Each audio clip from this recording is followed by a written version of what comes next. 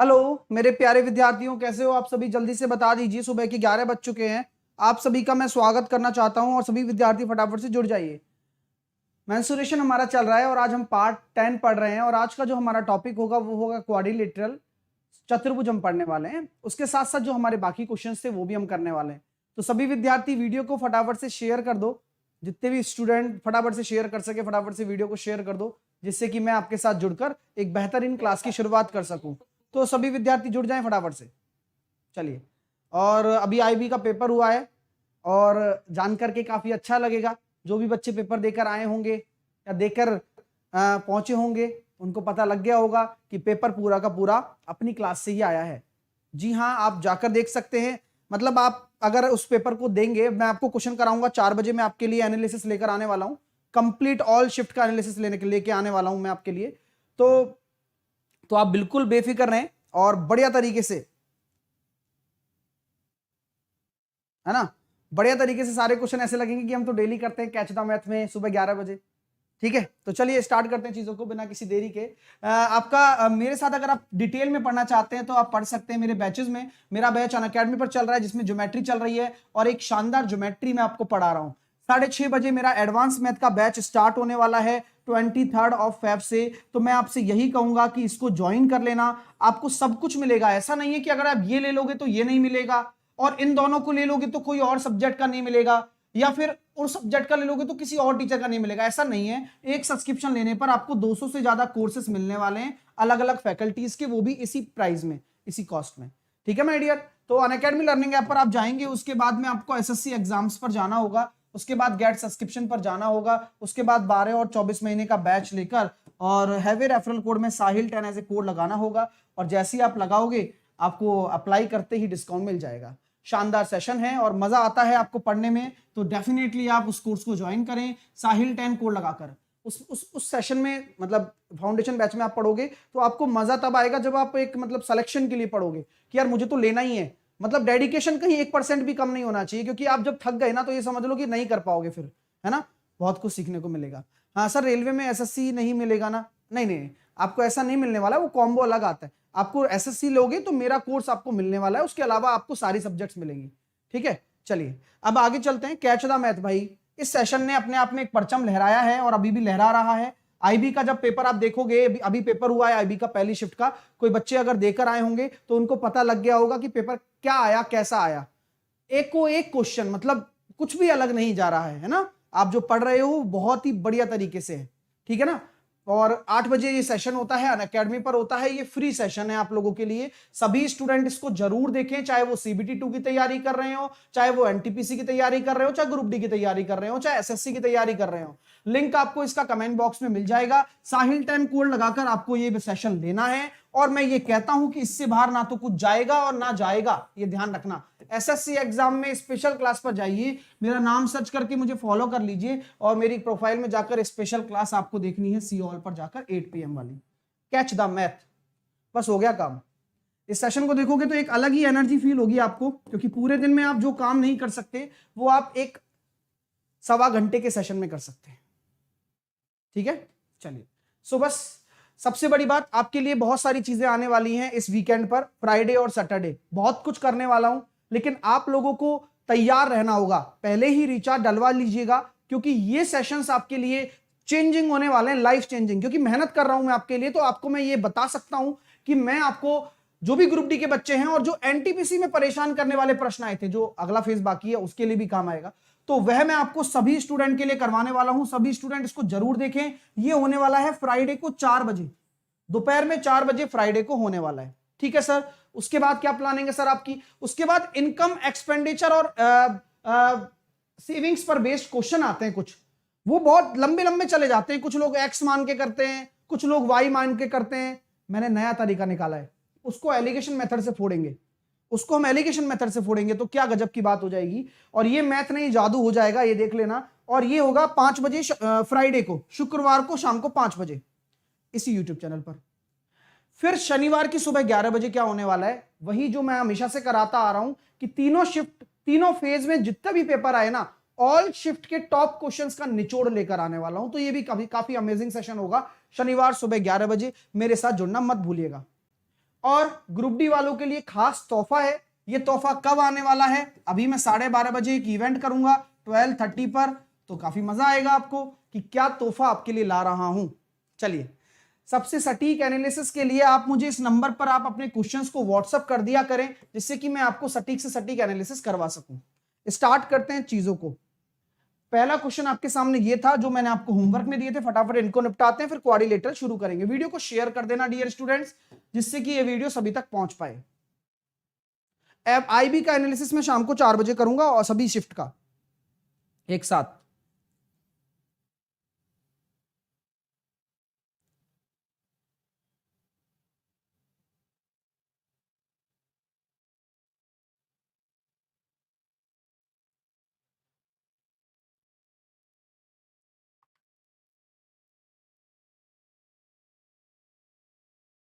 देखो sir, question काफी interesting होगा, आइए समझते हैं, और ऐसे ही प्रश्न आपको पेपर में देखने को मिलेंगे भी, ये बात ध्यान रखना मेरी। एक एक चीज, एक एक बात बहुत जरूरी है। बोला गया है कि एक वर्ग का क्षेत्रफल किसी वृत्त के क्षेत्रफल का 16/पाई है। तो एक वर्ग का क्षेत्रफल क्या होता है, हम साइड का स्क्वायर कह सकते हैं। वह किसका है, वृत्त के क्षेत्रफल का 16/पाई। तो वृत्त का क्षेत्रफल क्या होता है, पाई आर स्क्वायर। कोई दिक्कत? अब आप ये कह सकते हो पाई से पाई कट गया, यानी कि a बराबर आपका कितना आ जाएगा, 4r। क्या बोला जा रहा है, वर्ग की भुजा और वृत्त के व्यास से अनुपात क्या होगा। तो हम ये कह सकते हैं कि सर a/r बराबर 4/1 है। a/r बराबर 4/1 है, तो 1/2 कर दूं, क्यों, क्योंकि 2r डायमीटर हो जाएगा, तो यहां भी 1/2 कर दूं, तो आंसर कितना हो जाएगा, 2:1। तो आपका आंसर कितना आने वाला है, 2:1। विकल्प नंबर ए आपका सही उत्तर होगा, जो कि आपने निकाल दिया होगा। अगला प्रश्न आपके सामने है, खूबसूरत सा प्रश्न है, देखते हैं क्या आंसर आता है आपका। 15 सेकंड में करना है।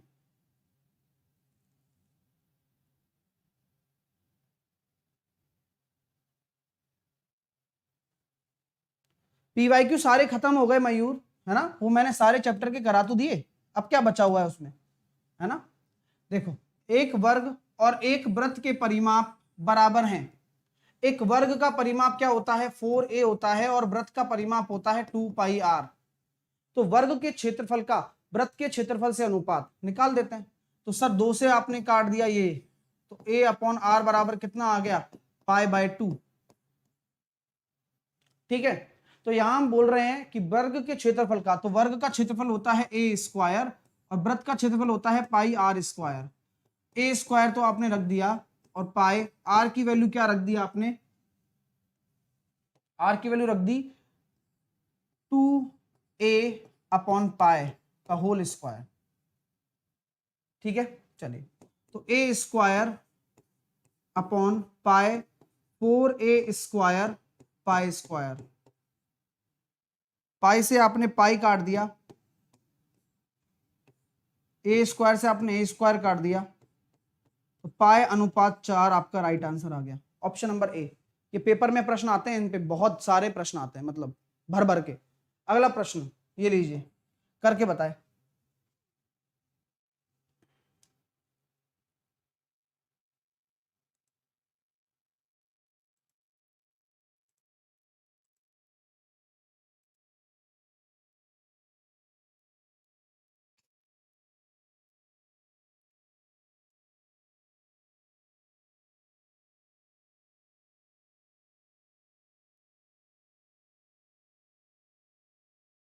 कैसे करोगे, आ जाओ।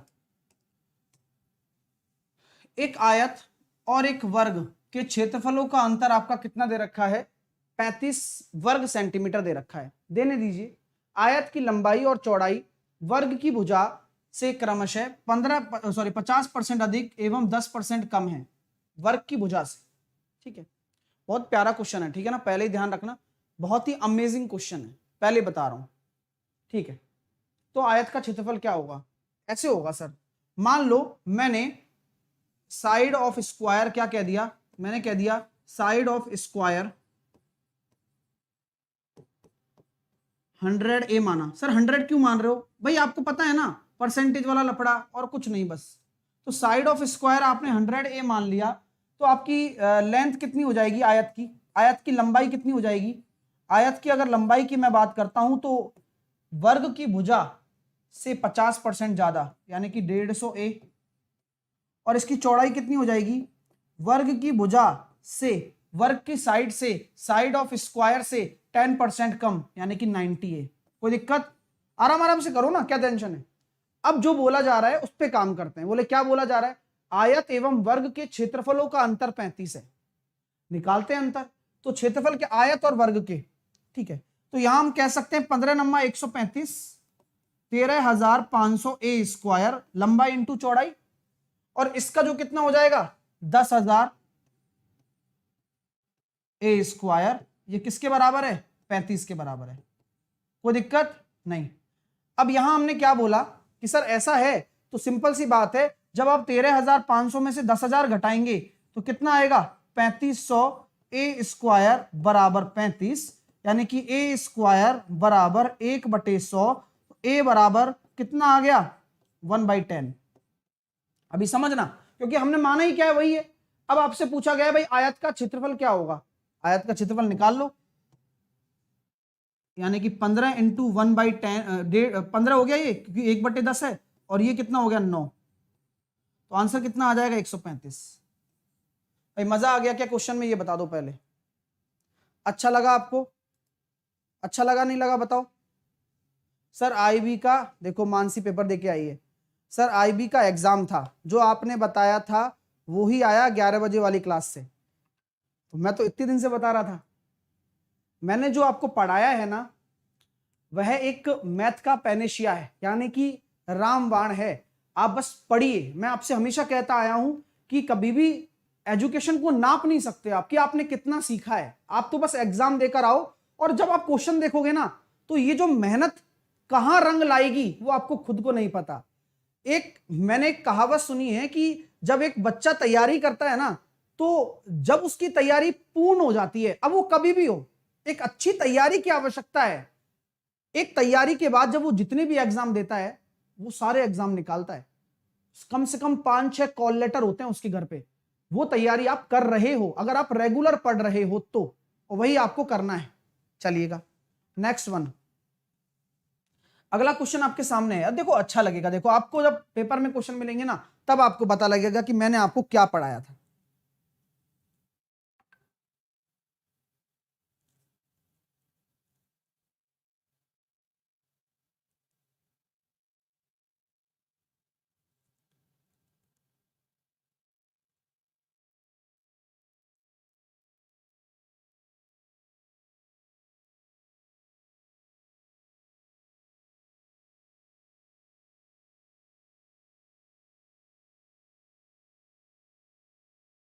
चलिए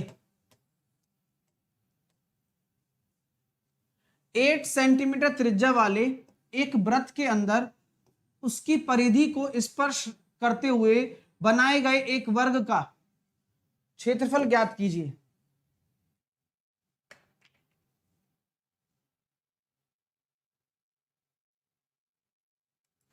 बताइए क्या होगा।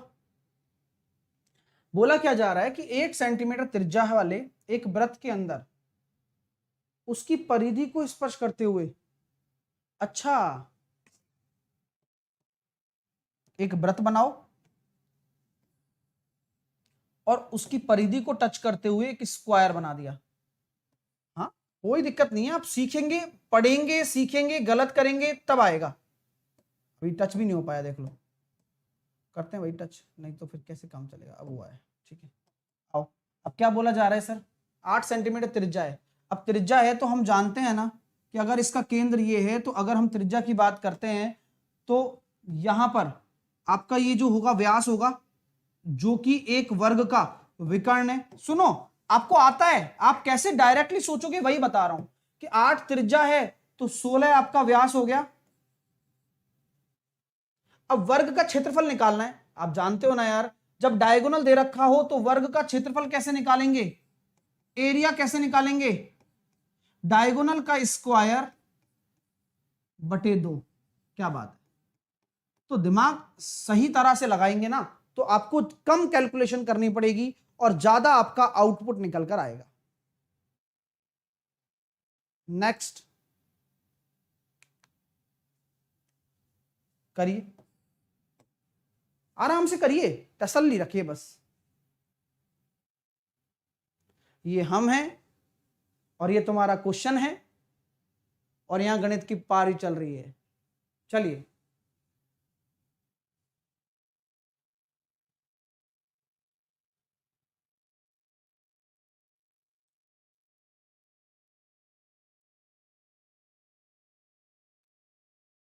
कैसे करोगे, आ जाओ, समझा देता हूं, सिखा देता हूं। एक वर्ग की परिधि एक आयत की परिधि से दुगनी थी। एक वर्ग की परिधि एक आयत की परिधि से दुगनी थी और इस वर्ग की परिधि 72 सेंटीमीटर और आयत की लंबाई 12 सेंटीमीटर है, तो आयत की चौड़ाई और वर्ग की भुजा के बीच का अंतर। क्या बात है भाई, वर्ग की परिधि क्या होती है, 4 इंटू भुजा बराबर 72 हो गया। तो यहां पर अगर हम निकालेंगे तो कितना निकल कर आ गया, 18 आ गया। वर्ग की भुजा आ गई 18, आई गई वो। तो अब बोला क्या जा रहा है कि वर्ग की परिधि आयत की परिधि से दुगनी है, वर्ग की परिधि दुगनी है, यानी कि आयत की परिधि कितनी हो जाएगी, 36, क्योंकि वर्ग की परिधि दुगनी है ना आयत की परिधि से, तो आयत की परिधि 36 हो जाएगी, जो कि कितना होता है 2 इंटू एल प्लस बी। तो लंबाई आपकी 12 दे रखी है, चौड़ाई आप निकाल सकते हो। तो चौड़ाई कितनी निकल कर आ गई, 6। अब क्या बोला जा रहा है, बोला ये जा रहा है आयत की चौड़ाई और वर्ग की भुजा के बीच अंतर 12।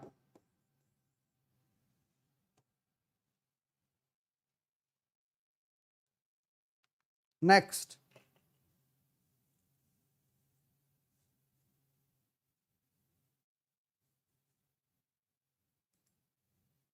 करते चलो। अब ये क्वेश्चन था सर, कैसे होगा, देखो काफी इंटरेस्टिंग क्वेश्चन है। छायांकित भाग का क्षेत्रफल, यानी कि इस हिस्से का क्षेत्रफल निकालना है।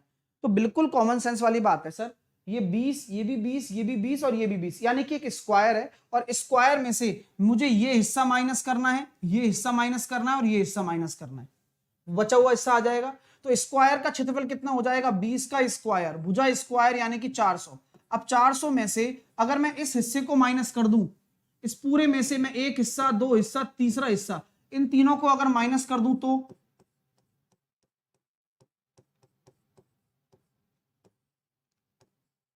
आ जाएगा ये छायांकित भाग। हाँ, अब इनका एरिया कैसे निकालोगे, तो ये क्या बन रहा है, अगर मैं पहले हिस्से का क्षेत्रफल निकालता हूं तो ये एक राइट एंगल ट्राइंगल बन रहा है जिसका आधार 10 है और ऊंचाई 20 है।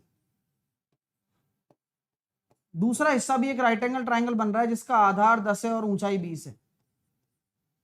तीसरा हिस्सा भी एक राइट एंगल ट्राइंगल बन रहा है जिसका आधार 10 है और ऊंचाई 10 है।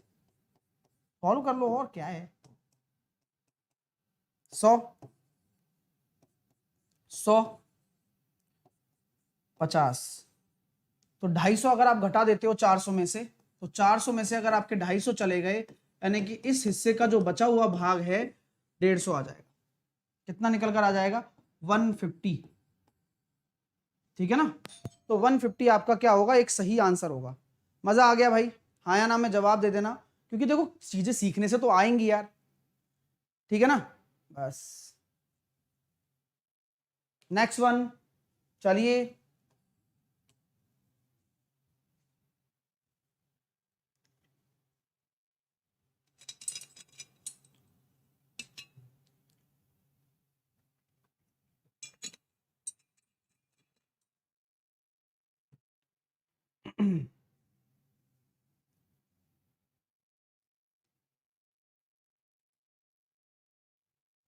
देखो कितना प्यारा क्वेश्चन है, देखो समझो, पहले समझोगे ना इतना मजा आएगा। देख अब यार आप कितने दिन से पढ़ रहे होगे, लेकिन जो पढ़ाई पढ़ाते वक्त हो जाए ना, सबसे बेस्ट पढ़ाई होती है।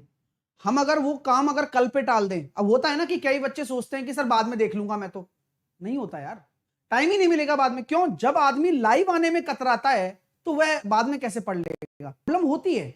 जो लोग जिम्मेदार हैं, जैसे कि मैं परसों एटीएम गया था, तो एटीएम में मैं गया तो मास्क लगा रखा था हालांकि, तो अब मैंने पैसे वैसे निकाले तो वो क्या कहते हैं, लाइट नहीं जल रही थी उसमें कार्ड वाली, तो मैंने पूछा गार्ड साहब से कि मैंने कहा सर ये लाइट नहीं जल रही है यहाँ पर, तो बोलते हैं कि ऐसे ऐसे ऐसे ऐसे। तो उसने मेरा पहचाना, बोले आप साहिल सर हो क्या? मैंने कहा हाँ भाई। बोले सर मैं आपकी क्लास देख रहा था, सर मैं यहीं आता हूँ क्योंकि यहाँ वाईफाई लगा हुआ है तो मैं देख लेता हूँ। तो पढ़ने वाले ऐसे भी पढ़ लेते हैं कई बार, तो कितनी अच्छी बात लगती है जब ऐसा कोई मिलता है और पढ़ता हुआ मिलता है। तो मुझे लगता है कि जिनके पास सुविधाएं हैं घर पे बैठ के आराम से पढ़ सकते हैं, लेकिन वो नहीं पढ़ पा रहे हैं। और ये कितनी चीजें बढ़िया हैं, सिस्टमेटिक तरीके से चल रहा है। अब इस क्वेश्चन को पढ़िए, आप समझने की कोशिश करिए, आएगा तो ठीक, नहीं आएगा तो कोई बड़ी बात नहीं है। बोले क्या बोला गया है कि एक वृत्ताकार पिज्जा है जिसका व्यास 14 इंच है। तो व्यास अगर 14 इंच है तो त्रिज्या कितनी हो जाएगी? 7 इंच हो जाएगी एक पिज्जा की त्रिज्या।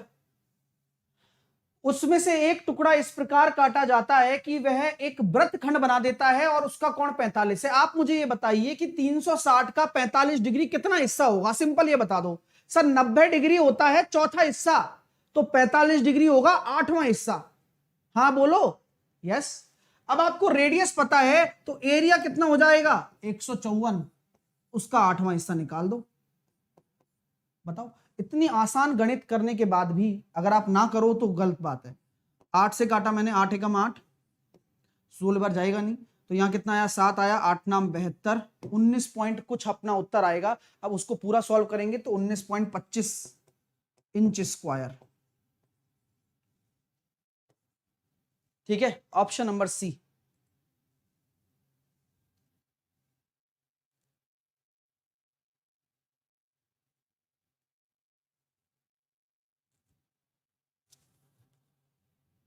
चलिए नेक्स्ट वन।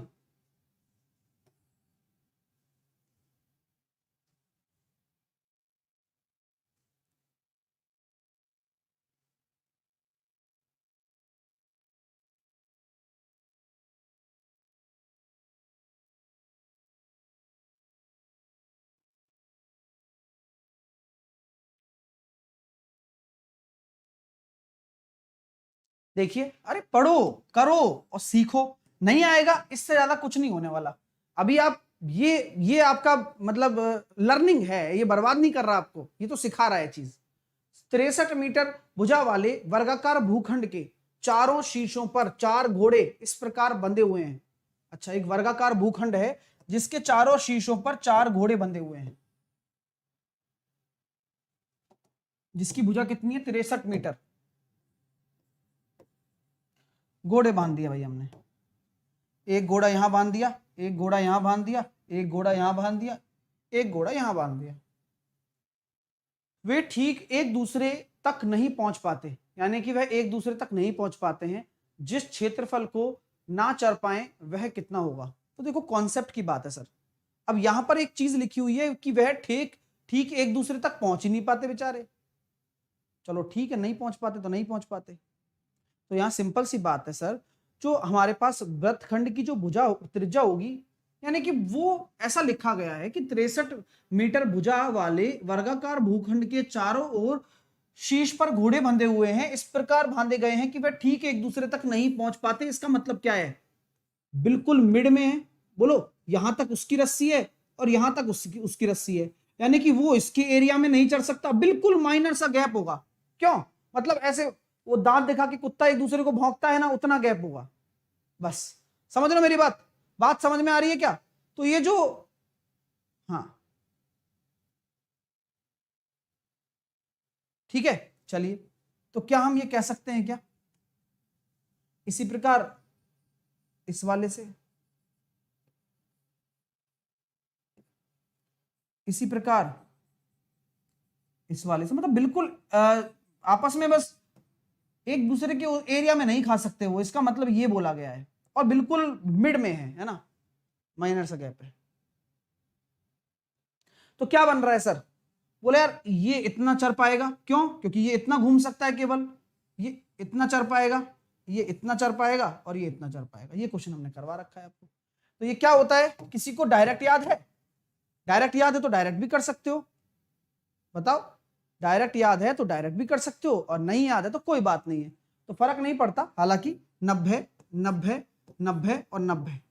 तो यहां हम कह सकते हैं सर, जिसकी त्रिज्या आपके सामने दे रखी है कितनी? 63/2। तो उस त्रिज्या का एरिया कितना होगा, बस ऐसे ही मुझे बता दो आप। सर निकाल सकते हो क्या? आप में से कौन ऐसा इंटेलिजेंट बच्चा है जो जिसकी त्रिज्या 63/2 है? तो ऐसे कितने बन रहे हैं? 1 2 3 4 आपके व्रत बन रहे हैं, और चारों व्रत 90 90 90 90 360 बना रहे हैं, यानी एक पूरा सर्किल बनाएंगे। एक पूरा सर्किल का एरिया कितना होगा? सर जब त्रिज्या हमारी 7 होती है तो एरिया हमारा 154 होता है। जब त्रिज्या हमारी 63 हो जाएगी तो ये 9 गुना हो जाएगा, तो क्षेत्रफल हमारा क्या हो जाएगा? 81 गुना हो जाएगा। बहुत प्यारा कॉन्सेप्ट है। सर अगर इसको बटे 2 कर दोगे तो इसको बटे 4 कर दोगे? यस। तो यही एरिया नहीं आ गया क्या? यस। ये क्या आ गया? 77 इंटू 81/2। क्या बात है, अरे यही एरिया आ चुका है इन सब का। आपको बता रहा है ये हिस्सा नहीं चढ़ सकते वो लोग, ठीक है। तो 63 का स्क्वायर कितना है? 63 का स्क्वायर माइनस 77 इंटू 81/2। अब मेरी बात को गौर से सुनिए और समझने की कोशिश करिए कि जब आप इसकी कैलकुलेशन करोगे तो 63 का स्क्वायर कितना होता है? सर 63 का स्क्वायर होता है, नहीं आता ना? नहीं आता ना, तो 2 अंकों का स्क्वायर निकालना सिखाया था। 6 36 3 0 9, 36 0 9 और 6 तिया 18 दूनी 36 जोड़ दो, यानी कि 36 0 9 में 36 जोड़ दो, एक छोड़कर। आ गया ना? तो इतना आसान हो रहा है यार। नहीं आता मैं मानता हूं, मेरे को भी नहीं आएगा, मेरे को याद रटे हुए थोड़ी ना है, लेकिन इतना क्विकली निकालना सीख जाओ कि 2 सेकंड लगे बस। तो 3969 माइनस सॉल्व करने पर ये कितना निकल कर आएगा अपने पास, है ना? 3969 ये पूरा सॉल्व करने पर कितना निकल कर आ रहा है? 3118.5 कुछ आ रहा है ऐसे, है ना? तो इसको सॉल्व करेंगे तो ये आंसर कितना आ जाएगा? 850.5। तो ये थोड़ी सी कैलकुलेशन है, गुणा करके बटे 2 करना है बस, ठीक है। चलिए, तो काफी अच्छा क्वेश्चन है, टिपिकल डेटा पे आ सकता है। अब आप ये मत सोचना कि सर आपने ये इतना कठिन डेटा क्यों दिया है। ये होगा अगर आप पेपर देखोगे ना, जैसे मैं अभी आपको क्वेश्चंस भी कराने वाला हूं, फ्राइडे सैटरडे बहुत बड़े इवेंट होने वाले हैं, अवेलेबल रहिएगा सब लोग, नेट डलवा लीजिएगा पहले ही, क्योंकि मैं आपके लिए शानदार फ्राइडे और सैटरडे बनाने वाला हूं, क्योंकि बहुत कुछ सिखाऊंगा और हर सेशन से आपके क्वेश्चन पेपर में आएंगे, ध्यान रखना। तो बस तैयार रहिए आप लोग। अगला प्रश्न आपके सामने है, देखते हैं कौन आंसर देता है। चलिए मैं आपके आंसर का वेट करता हूं, मजे आएंगे, देखो पढ़ते जाओ बस।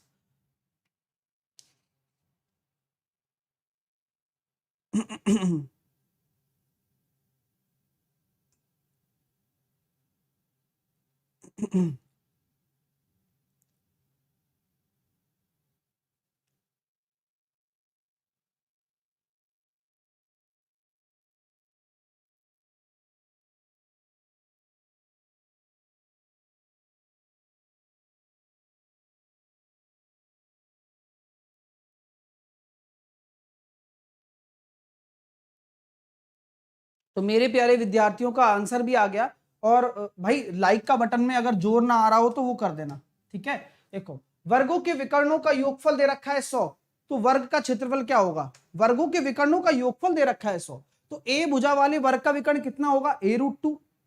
सोचो ना एक बात को, ठीक है। अब दोनों जो वर्ग हैं उनके विकर्ण समान हैं, क्या बात है, यानी कि वर्ग के विकर्णों का योगफल दे रखा है 100, यानी कि दो आपके वर्ग हैं, एक वर्ग का विकर्ण a√2 है तो दूसरे का भी a√2 होगा, और उनका योगफल दे रखा है 100, तो 2√2 a बराबर 100।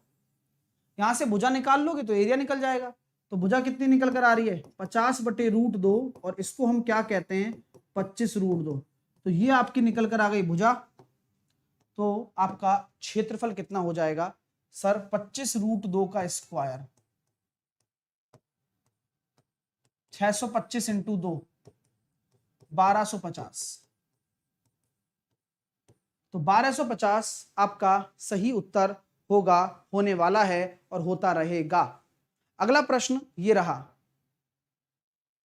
करो करो करो करो भैया, बढ़िया क्वेश्चंस हैं, 10 सेकंड में करना है, 10 सेकंड ओनली।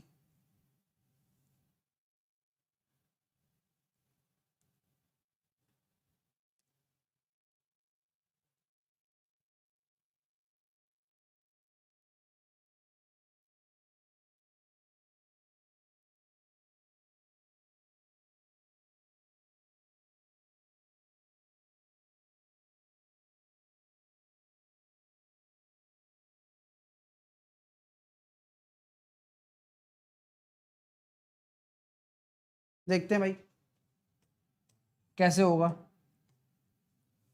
एक रस्सी जिससे एक गाय बंधी है, अगर उसकी लंबाई 20 मीटर से 28 मीटर कर दी जाए तो गाय कितने बड़े क्षेत्र में चर सकेगी?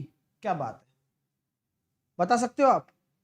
ये अब लॉजिकल क्वेश्चन हो गया। मैंने उसकी रस्सी की जो लंबाई है वो 20 से अब 28 कर दी, तो अब गाय कितने बड़े क्षेत्र में चढ़ सकेगी? अरे यार, आर बराबर कितना हो गया? 28 हो गया, तो एरिया कितना होता है? 24 64।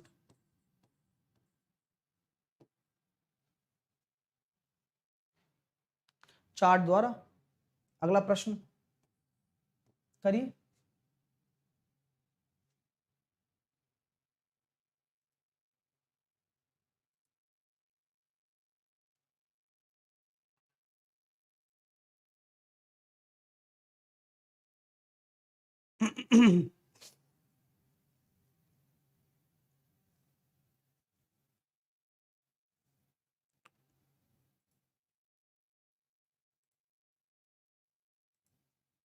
देखिए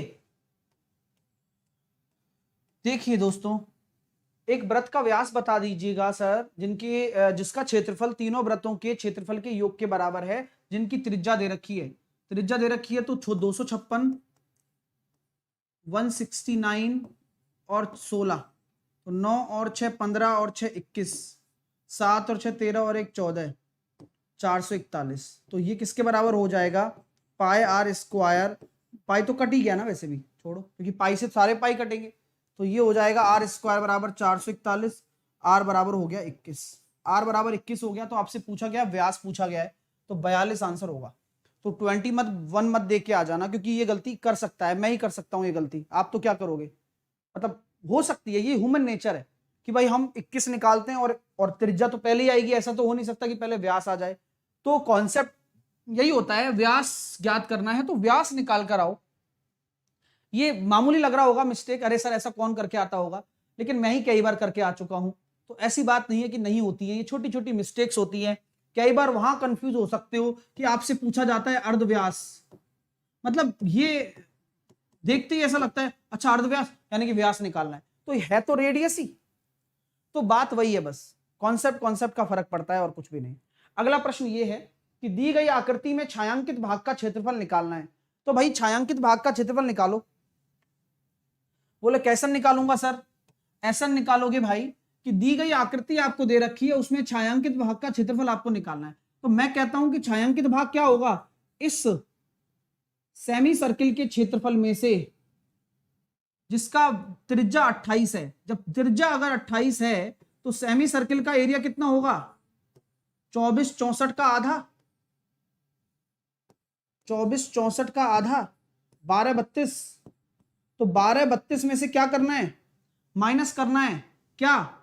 ये ऊंचाई कितनी है? 28। तो यह ट्राइंगल का क्षेत्रफल कितना हो जाएगा? 1/2, आधार 56 है और ऊंचाई 28 है। 28 का स्क्वायर कितना होता है? 784। तो इसमें से 784 माइनस कर दो सर, तो बचे हुए हिस्से का क्षेत्रफल आ जाएगा। तो 12 में से 4 गए तो 8 वाला आंसर है, केवल एक ही ऑप्शन है, बी है। आ गया मजा? मतलब एक्चुअल में क्या हो जाता है, बस थोड़ा सा सोचने का नजरिया बदल जाएगा ना, तो सब कुछ बदल जाएगा। और गणित गणित तो इतनी आसान विषय है, बस आप समझिए और पढ़िए। चलिए भाई, अब स्टार्ट करते हैं क्वाड्रिलेटरल, और डाल लीजिए हेडिंग। पढ़ने वाले हैं क्वाड्रिलेटरल, हेडिंग डाल लीजिएगा। लेकिन उससे पहले कुछ चंद बातें, क्योंकि हम कुछ नहीं छोड़ना चाहते। क्या बात है सर, राइमिंग बन रही है। चलिए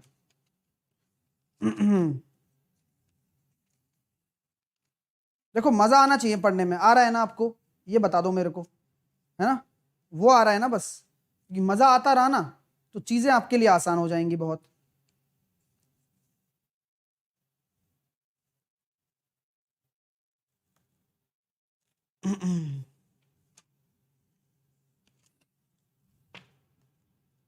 एक चीज लिखी थी, कहाँ गई? कल कराऊंगा। हम्म,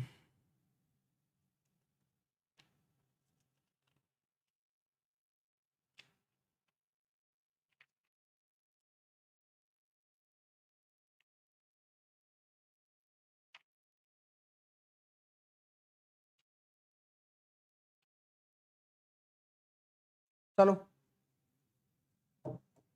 क्या है,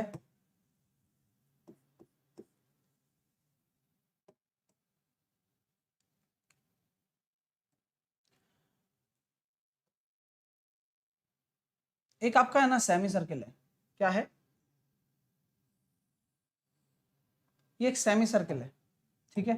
तो आप मुझे बताइए, अगर ये आपका एक सेमी सर्किल है, ठीक है, अब बच्चा बोल रहा है 3D कब होगा।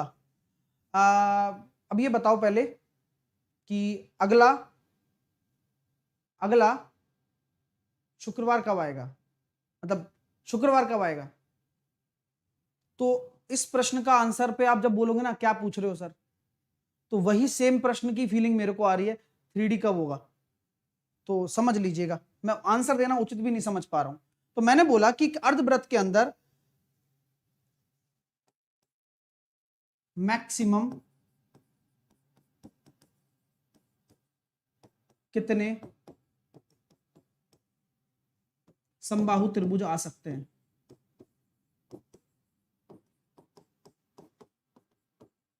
बताइए कितने इक्विलेटरल ट्रायंगल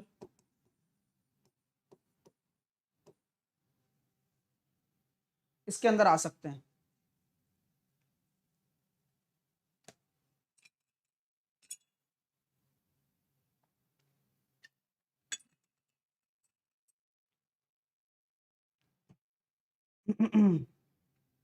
तो एक समबाहु त्रिभुज के एक अर्धवृत्त के अंदर कितने आपके समबाहु त्रिभुज आ सकते हैं अगर ये सेंटर है। तो हम आपसे एक बात कहें, हाँ कहिए सर, कि भाई ऐसी बात है कि अगर आप एक समबाहु त्रिभुज बना दे रहे हो, ये रहा, आपने ये एक समबाहु त्रिभुज बना दिया इस प्रकार, और आपने ये एक समबाहु त्रिभुज बना दिया,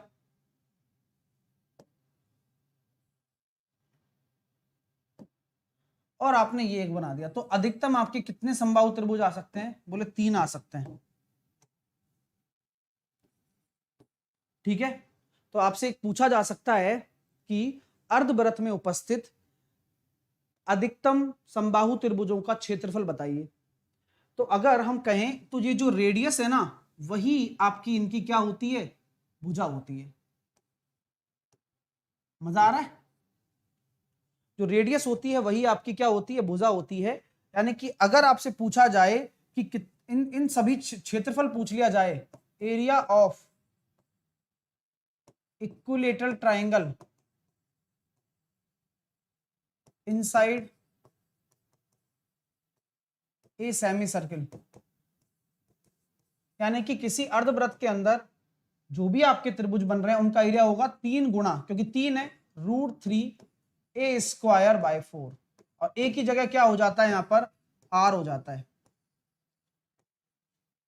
मजा आ गया, पहली चीज तो ये क्लियर है भाई साहब, तो बहुत अच्छी बात है ना। अब चलते हैं आगे।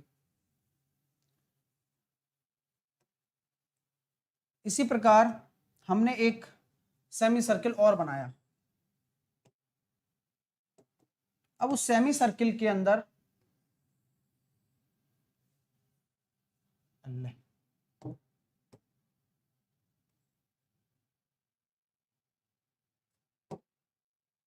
उस सेमी सर्किल के अंदर ये आपका एक केंद्र है, और हमने क्या कह दिया, अच्छा ये बताने की जरूरत तो नहीं है ना सेमी सर्किल है, कोऑर्डिनेट ज्योमेट्री कब होगा, सोचो, मतलब पॉसिबिलिटी कब बन सकती है उसकी, बीच में तो नहीं घुसा सकता। अब उसकी पॉसिबिलिटी जब बनेगी जब होगा वो, ठीक है। तो मैं कहना चाहता हूं कि 8 सेंटीमीटर त्रिज्या का एक अर्धवृत्त है, 8 सेंटीमीटर त्रिज्या का एक अर्धवृत्त है, और उसके अंदर मैं वृत्त एक वर्ग के दोनों कोने व्यास पर पड़ते हो, तो वर्ग का क्षेत्रफल क्या होने वाला है। यानी कि अगर मैं आपसे कह देता हूं कि यह एक वर्ग है जिसके दोनों कोने आपके व्यास पर पड़ते हैं, इस तरह से, सही है,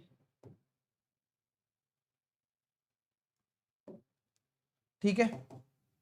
तो आप मुझे बताइए, ये दोनों कोने हैं जो इसके व्यास पर पड़ते हैं, कोई दिक्कत नहीं है।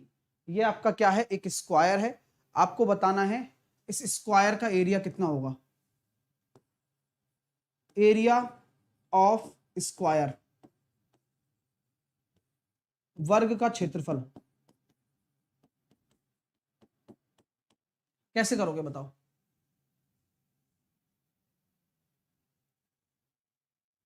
समझ में आ रहा है कि भाई मैंने आपके सामने एक अधिकतम स्क्वायर फंसा दिया इसके अंदर। अब बताइए आगे क्या कहानी है।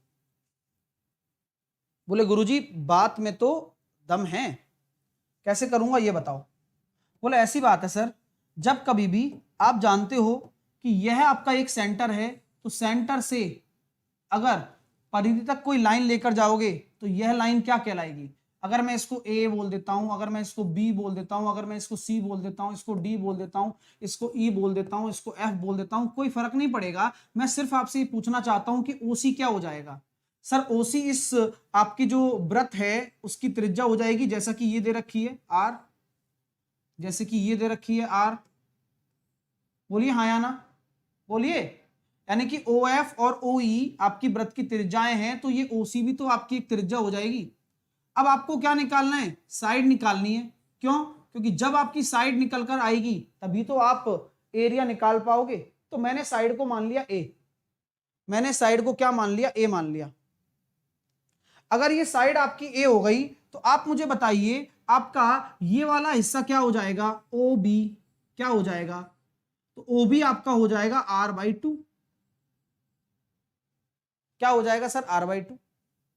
ये अगर आर बाई टू है तो आप मुझे भुजा निकाल के बता सकते हैं क्या? सर एक तरीके से ये तो एक राइट एंगल ट्राइंगल बन गया, जिसमें ये आपका आर बाई टू है, ये आपका आर है और ये 90 डिग्री है, तो लंब कितना हो जाएगा? ए। तो ए हो जाएगा सर कर्ण का स्क्वायर माइनस,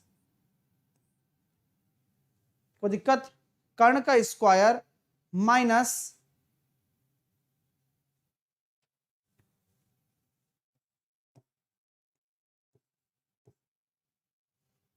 आधार का स्क्वायर। तो ये कितना निकल कर आ रहा है? ये निकल कर आ रहा है अपने सामने √3r/2। कोई दिक्कत? ये कितना निकल कर आ रहा है? √3r/2।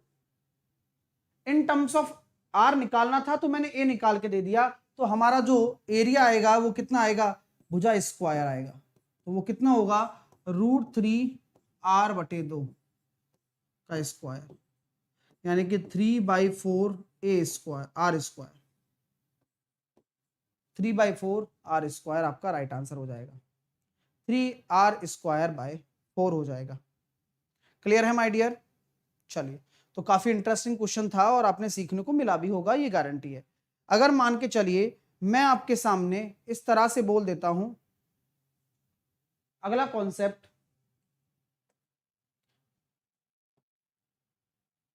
कि एक चतुर्थांश है। क्या है? एक चतुर्थांश है। चतुर्थांश मतलब आप समझते हो ना कि आपका एक ऐसा हिस्सा जो वृत्त का चौथा हिस्सा हो, अर्धवृत्त का भी आधा। ये आपका एक चतुर्थांश है जिसमें आपका ये एक सेंटर है ओ, और आपकी ये क्या है? त्रिज्या हो जाएगी आर। अब मैंने कहा आपसे कि अगर इसके अंदर मैं एक स्क्वायर को प्लेस करता हूं, कर दिया प्लेस?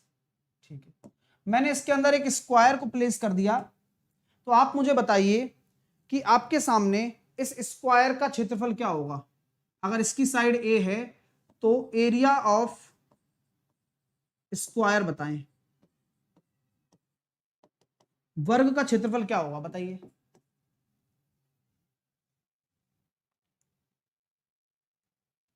भाई सेशन को लाइक वाइक करते रहिए बढ़िया तरीके से, क्योंकि आप एक बेहतरीन चीज सीख रहे हैं।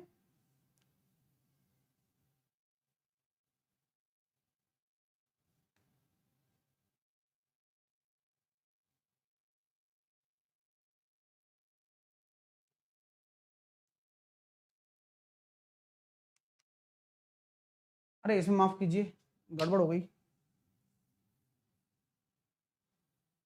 गड़बड़ हो गई भाई, इसको सही करो एक बार। यहां पर आपके सामने ये ओबी जो है ये तो इसका आधा है भाई। किसका? इसका आधा है, वर्ग का मध्य बिंदु है ना? हाँ, ये वर्ग का मध्य बिंदु है, ये a/2 होगा, है ना, इसको सही लिख दो, सही कर दो। ये किसका मध्य बिंदु है? ये वर्ग का मध्य बिंदु है, तो वर्ग का मध्य बिंदु होगा तो ये a/2 होगा। ओके, ध्यान रखना, ये रेडियस नहीं है, ये वर्ग का मध्य बिंदु होगा। तो अगर वर्ग का मध्य बिंदु है तो रेडियस का रिलेशन निकालना है इससे, तो ये a/2 होगा, तो ये रेडियस का रिलेशन कितना आ जाएगा? a² प्लस a²/4, तो ये कितना हो जाएगा? 5a²/4। तो r² बराबर होगा ना ये, क्योंकि ये कर्ण है, तो r बराबर कितना हो जाएगा? √5a/2। ठीक है, और आपको अगर एरिया निकालना है तो एरिया कितना हो जाएगा? जब a बराबर आपका निकल कर आ गया 2/√5r, तो भुजा स्क्वायर होता है ना एरिया, तो ये हो जाएगा 4/5r²। इसको नोट डाउन करो, है ना, ये a/2 होगा।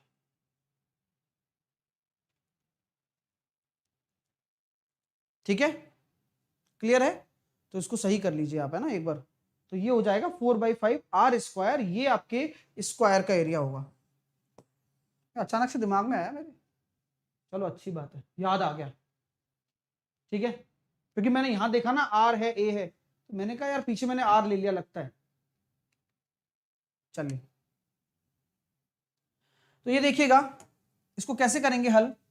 सर आपकी ये त्रिज्या है और हम जानते हैं कि अगर आपके लिए ये a है तो ये भी a होगा और ये भी a होगा और ये भी a होगा। तो मैं आपसे सिंपली ये कहना चाहता हूं कि आपका जो त्रिज्या होगी वह इसका डायमीटर होगा। हाँ या ना बोलते रहिए आप।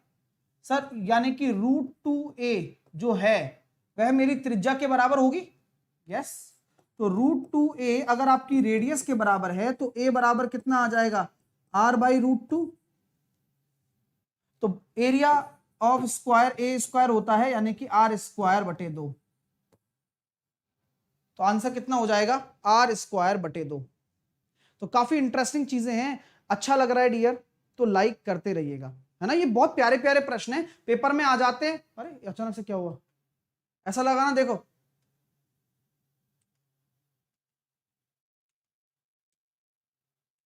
है सही, यही चेंज हो रहा है बस, ऐसे जादू देखते रहो बस।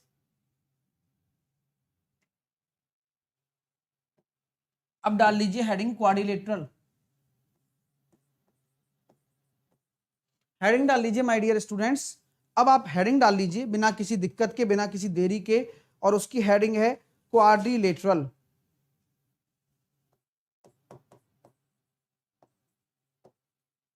क्वाड्रिलेटरल को कहा जाता है चतुर्भुज।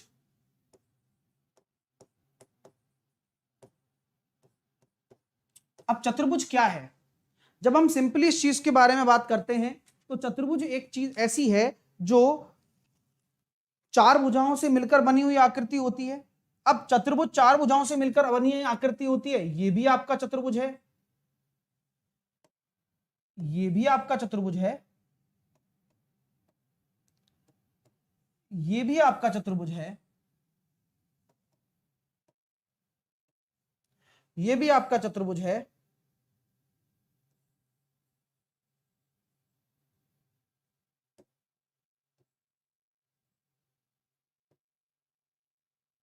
ठीक है, ये भी आपका चतुर्भुज है,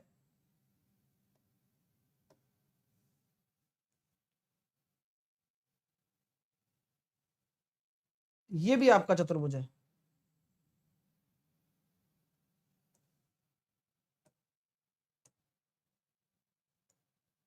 ठीक है, तो इतने सारे आपके चतुर्भुज बन जाते हैं।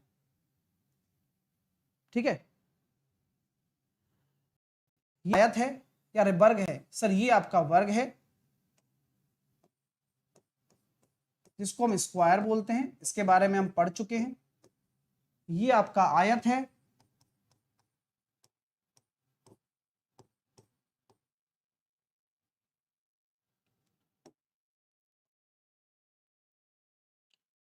ये आपका समांतर चतुर्भुज है,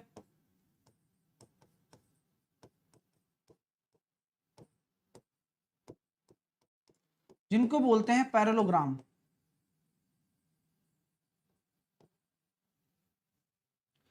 ये आपका कह सकते हैं कि भाई काइट है,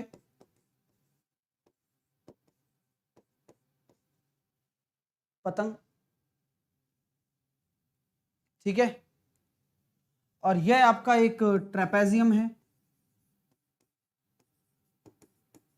जिसको हम बोलते हैं समलंब।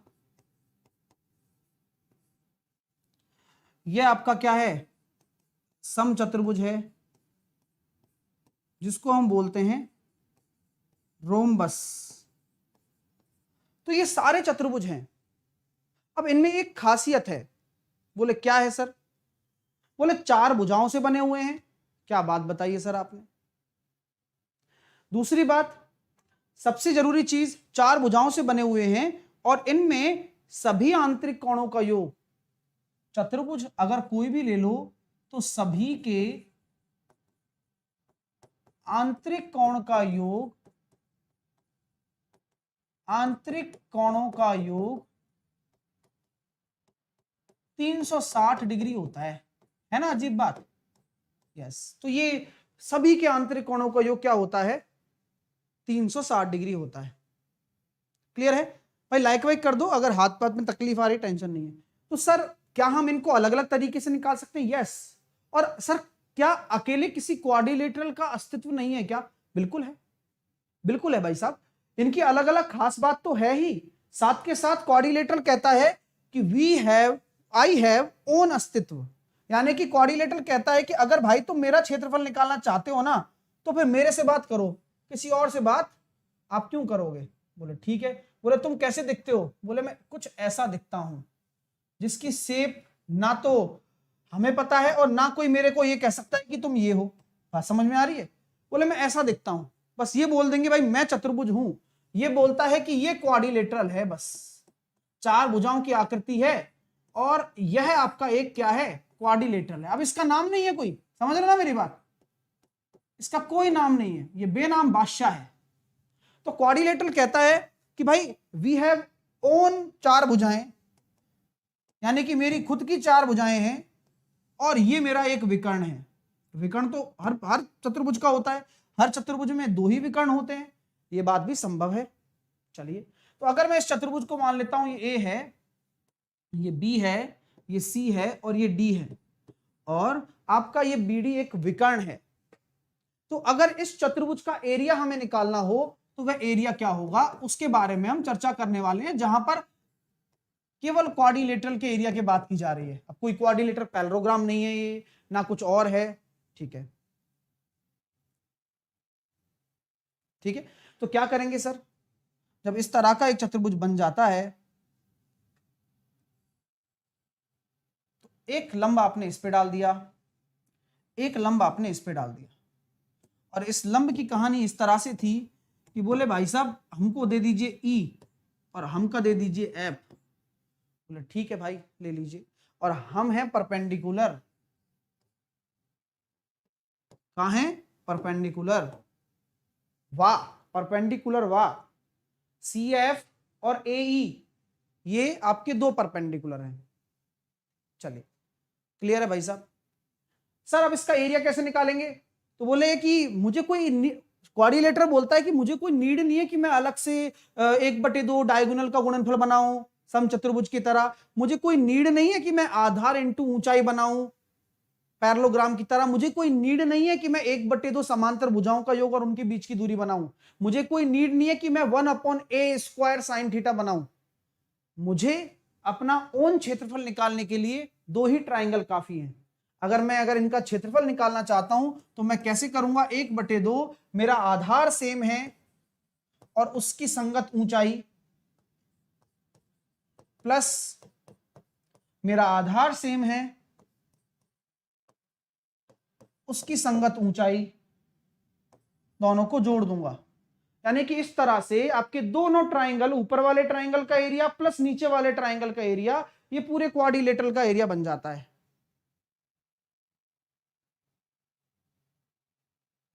ठीक है, तो 1/2 BD आप कॉमन ले लो तो क्या आ गया? AE plus C F.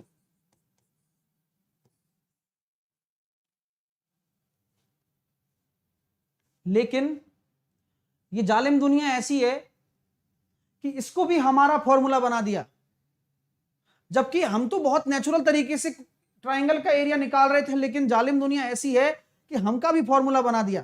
बोले क्या बना दिया? बोले 1/2 उसका कोई भी विकर्ण गुणा डाले गए लंबों का योग, उस पर डाले गए लंबों का योग। ये लो थामो इसको और रटो और पढ़ो इसको और फिर आंसर दो। क्यों? बच्चों को फॉर्मूला पसंद है। हाँ, तो ये मतलब उसके भी लिए फॉर्मूला बना दिया, जबकि क्या जरूरत थी बताओ? सिंपल सा है, 2 ट्राइंगल का एरिया जोड़ना है, लेकिन नहीं, हमको बदला चाहिए। क्या कर दिया भाई?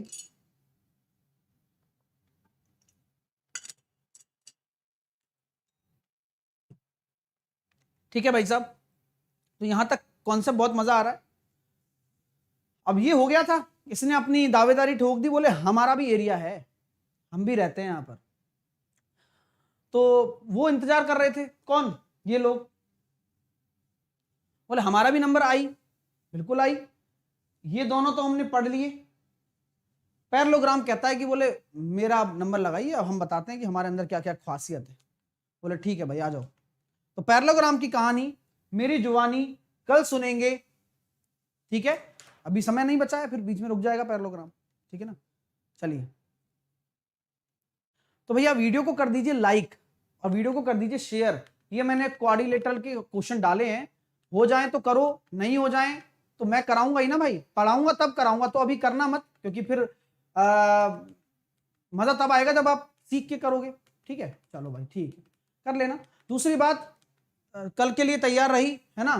RRB group D special NTPC में परेशान करने वाले प्रश्नों को कराऊंगा, लेकिन ये आपके लिए भी जरूरी है, क्योंकि आप भी तो परेशान होगे, ठीक है भाई साहब? फ्राइडे को 4 बजे शाम को। सुबह तो क्लास होगी, सुबह तो अपना यही चलेगा, शाम को अलग से है ये क्लास। फिर शाम को 5 बजे ये 10 मिनट की क्लास होगी केवल, लेकिन इसमें जो चीज बताऊंगा ये मैथ नहीं जादू है, और वही सिखाऊंगा, ठीक है भाई साहब? चलिए, शनिवार की सुबह 11 बजे मेरे साथ जुड़ना मत भूलना निचोड़ के लिए। साथ के साथ अभी मैं 12:30 बजे एक इवेंट लेकर आ रहा हूं, और इवेंट में थोड़ा सा आपको हिंट दूंगा, और आप लोगों में से कौन वो हिंट सही करेगा उसके लिए खास बातचीत भी की जाएगी फिर उस बच्चे से। तो देखते हैं कि आरआरबी ग्रुप डी वालों के लिए खास तोहफा आ रहा है मेरी तरफ से, और ये फ्री है ना? एक बच्चे को मैंने ये अभी इवेंट बनाया, तो उस बच्चे पे उसके 6 कमेंट थे, सर हम बहुत गरीब हैं, हम नहीं समझ पा रहे हैं सर कि तोहफे के चक्कर में आप जाने क्या करेंगे, ये वो। देखो साइकोलॉजिकली कितना परेशान है बच्चा, अब वो पढ़ ही नहीं सकता है, बताओ, ठीक है ना? चलिए, तो सटीक एनालिसिस के लिए आप इस नंबर पर मुझे क्वेश्चन जरूर सेंड करना डियर, जिससे कि मैं आपको बेहतरीन एनालिसिस करवा सकूं, ठीक है my dear? Catch the math, ये सेशन कौन कौन लेता है, और नहीं लेते हो तो भाई साहब एग्जाम आपकी मतलब क्या कहते हैं उस तरह से आपको तैयारी कराने के लिए जरूरी है ये सेशन, ठीक है ना? ये बहुत जरूरी सेशन है। आरआरबी एनटीपीसी ग्रुप डी 18 फरवरी अनअकैडमी पर, मतलब डेली चलता है यार, रात को 8 बजे, ठीक है? कैच द मैथ सेशन होता है, catch the math most expected paper daily कराता हूं, सभी स्टूडेंट इसको जरूर देखें। सभी स्टूडेंट का मतलब सभी स्टूडेंट, एक भी ऐसा बच्चा नहीं बचना चाहिए जो ना देखे।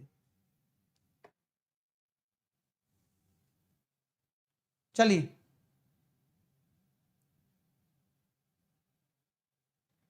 तो कैच द मैथ 8 PM पर होता है, लगातार देखिए और बढ़िया देखिए, लिंक आपका कमेंट बॉक्स में मिल जाएगा, ठीक है ना? और साहिल 10 आपको कोड लगाकर बढ़िया तरीके से पढ़ना है और जुड़ना है मेरे साथ में। अनअकैडमी पर एसएससी एग्जाम में स्पेशल क्लास में जाना है, साहिल खंडेलवाल पर जाना है और फॉलो कर लेना है, ठीक है? और जब मेरी प्रोफाइल में चले जाओगे ना, तो उसके बाद स्पेशल क्लास पर जाकर सी ऑल पर चले जाना। सी ऑल पर जाने के बाद 8 PM वाली क्लास देख लेना, कैच द मैथ, और फ्री प्लान के लिए साहिल 10 ऐसे कोड लगा देना, ठीक है? तो आपको अनलॉक कर लेना है, बस फ्री है ये, है ना? ध्यान रखना। पीडीएफ कमेंट बॉक्स में मिली, हाँ पीडीएफ कमेंट बॉक्स में मिली। चलिए, टारगेट सीएचएसएल और सीजीएल में सिलेक्शन लेने के लिए कि मेरा जो कोर्स चल रहा है फाउंडेशन बैच टॉप लेवल पर है, जरूर ज्वाइन करिए, तभी आप पढ़ पाओगे, वरना देख देख के तो क्या पढ़ लोगे भाई। एसएससी सीएचएसएल टारगेट बैच में एडवांस मैथ स्टार्ट हो गया है, जरूर ज्वाइन करें। ये सभी एग्जाम यूं ही फोड़ दोगे आप। अच्छा पढ़ना जरूरी है, मैं आपको यही साबित कराना चाहता हूं। यहां टाइटल कुछ भी हो, लेकिन अगर आप पढ़ रहे हो, चाहे आप किसी भी एग्जाम की तैयारी कर रहे हो, एक सिंगल क्वेश्चन आप बाहर निकाल के दिखा दीजिएगा। मैं आपसे यही कहता हूं बार बार, बस आप पढ़िए मन लगाकर, क्योंकि तभी तो आप जज कर पाओगे ना पेपर में कि क्या सीखा तुमने। आप मुझे समय दीजिए, मैं आपको सिलेक्शन दूंगा, ये मेरा मामला, मतलब ये मेरा मानना है, ठीक है। चलिएगा, और सभी सब्जेक्ट मिलेंगी, साहिल 10 कोड लगाकर जुड़िए मेरे साथ में और बिना किसी दिक्कत के जुड़िए, ठीक है ना। और एसएससी एग्जाम में जितने भी कोर्स चल रहे हैं वो सारे मिल जाएंगे। 12 और 24 महीने का कोर्स लेकर बढ़िया पढ़ाई करो, टेंशन लेने की आवश्यकता नहीं है, क्योंकि टेंशन जाएगा ना पेंशन लेने भाई। एसएससी एग्जाम पर जाइए, गेट सब्सक्रिप्शन पर जाइए, 12 और 24 महीने का लीजिए और साहिल 10 एज ए रेफरल कोड लगाकर जुड़ जाइए, बस अप्लाई कर दो, बस मस्ती से पढ़ाई करो। किसी भी कैटेगरी में ले सकते हो साहिल 10 कोड लगाकर, लेकिन एसएससी में मेरा फाउंडेशन बैच चलेगा, ठीक है dear. Thank you so much, thank you for watching this video. Subscribe, like, share कर देना, ये आपका काम है शेयर करना। अभी मैं 12:30 बजे मिलूंगा, है ना, क्लियर है। सर जी आज एनालिसिस हुई, बिल्कुल हुई। अगर क्वेश्चन भेजी तो एनालिसिस हुई, अगर तुम क्वेश्चन ना भेजी तो कैसे एनालिसिस हुई भाई। चलिएगा, एक बच्चा कह रहा है गोलू कुमार, आप गरीबों का मजाक उड़ा रहे हो। गरीब खुद का मजाक उड़ाता है, खुद को गरीब बोलकर। ये सबसे बड़ी दुविधा है गोलू कुमार। आप तुम गरीब हो, तुमने ये टाइटल बना दिया है, तो आपको अब जज ही ऐसे करेगा सामने वाला। आप क्यों दिखाते हो आप गरीब हो? आपके पास फोन है, आपके पास नेट है, आपके पास साहिल सर है, तब आप काहे के गरीब हो गए बताइए मेरे को। तो आपने आपको कांच में देखी और अपनी ताकतों को पहचानी। अगर भगवान ने 2 हाथ दिए हैं ना, तो मेहनत भी दी है। तो अगर तुम जिंदगी भर यही रोते रहे कि तुम गरीब हो, तो ये समझ लीजिएगा कि कोई बड़ा आदमी नहीं बनेगा, क्योंकि हर बड़ा आदमी गरीब ही था, ठीक है। तो अभी तुम ये सोच के परेशान हुई कि तुम गरीब हुई, तो ये सबसे बड़ी दिक्कत हुई भाई, क्योंकि दिमाग ना काम करी, फिर तुम्हारा दिमाग सिर्फ गरीबी में लगी रही। मेहनत करी बाबू, ठीक है। चलिए, तो टेक केयर, ध्यान रखिए अपना और बढ़िया तरीके से पढ़ाई करते रहिए। और मैं यही कहूंगा कि अच्छे से पढ़ोगे तो मजा आएगा, नहीं पढ़ोगे तो काहे का आएगा, ठीक है। चलिएगा, टेक केयर, लाइक और शेयर कर दीजिएगा और मिलते हैं आपसे अगले सेशन में। तब तक के लिए 12:30 बजे मिलते हैं। तोहफे के बारे में बताऊंगा, लेकिन तोहफा नहीं बताऊंगा। Take care, love you all.